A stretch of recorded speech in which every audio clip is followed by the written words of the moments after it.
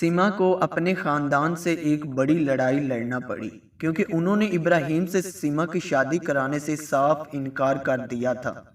दोस्तों, अगर ये वीडियो आपको अच्छी लगती है तो चैनल को सब्सक्राइब और वीडियो को लाइक लाजमी कर दीजिएगा।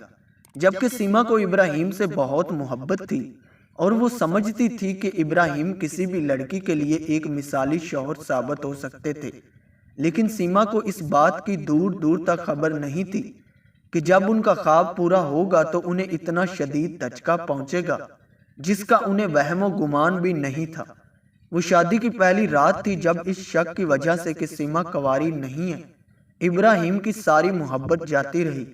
उस वक़्त सीमा की उम्र 23 साल थी और वो शाम में दिमश्क यूनिवर्सिटी से अरबी अदब में डिग्री मुकम्मल करने के करीब थी, लेकिन सीमा के जहन पर इब्राहिम सवार थे जिन्होंने सीमा से वादा कर रखा था कि वो इनकी तालीम मुकम्मल करने में किसी किस्म की रुकावट नहीं डालेंगे। घर वालों के वाज़े इनकार और इस एतराज़ के बावजूद कि इब्राहिम के पास अभी तक अपना कोई घर नहीं है, सीमा अपनी ज़िद पर अड़ी रही और इब्राहिम की मोहब्बत और भरपूर मदद के वादे पर मुकम्मल यकीन करते हुए सीमा ने शादी कर ली। इसके लिए इन्होंने ना सिर्फ पूरे ख़ानदान की मुखालफत मोल ली बल्कि यहाँ तक कहा कि वो इब्राहिम की वालदा के साथ रहेंगी क्योंकि वो इनकी इतनी ही इज्जत करती हैं जितनी अपनी माँ की। लेकिन शादी की रात सीमा को उस वक़्त शदीद झटका लगा जब इब्राहिम ने इन्हें सांस बहाल करने का वक्त भी ना दिया और पर्दा बकारत तोड़ने की कोशिश में मगन हो गए। इब्राहिम कह रहा था कि मोहब्बत का तकाजा यही था कि वो ये मरहला जितनी जल्दी हो पूरा कर ले। शदीद थकन के बावजूद मैं इससे तावन कर रही थी।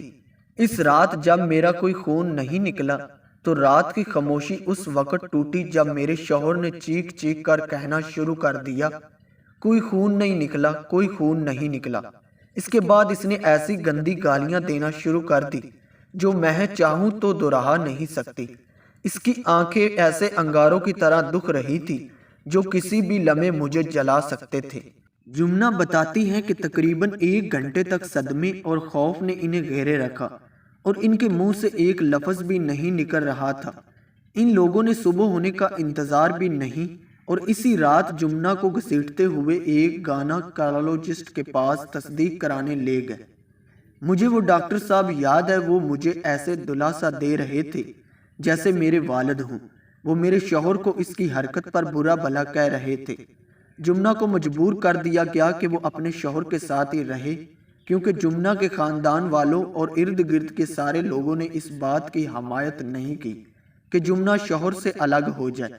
ना इस रात और फिर ना ही अगले 20 साल तक जुम्ना के बकौल इस तमाम अरसे में इनका शौहर लोगों के सामने उनका मजाक उड़ाता और ताहने देता रहता। तकरीबन 20 साल और 4 बच्चों के बाद भी जुम्ना इससे बेइज्जती को फरामोश ना कर पाई और फिर वो यूं ही अपने 4 बच्चों को लेकर ब्रसेल्स पहुंच गई। उन्होंने अपनी शादी ख़त्म कर दी। वो कहती हैं कि ये उनका सबक शौहर से इंतकाम था और इस मुआशरे से भी जिसने इनकी कोई मदद नहीं की। जुम्ना कहती हैं कि वो अब दोबारा शादी का इरादा नहीं रखती। इसकी बजाय वो तालीम हासिल करने का अपना देरीना ख्वाब पूरा करना चाहती हैं, वो ख्वाहिश जो किसी ने पूरी नहीं करने दी।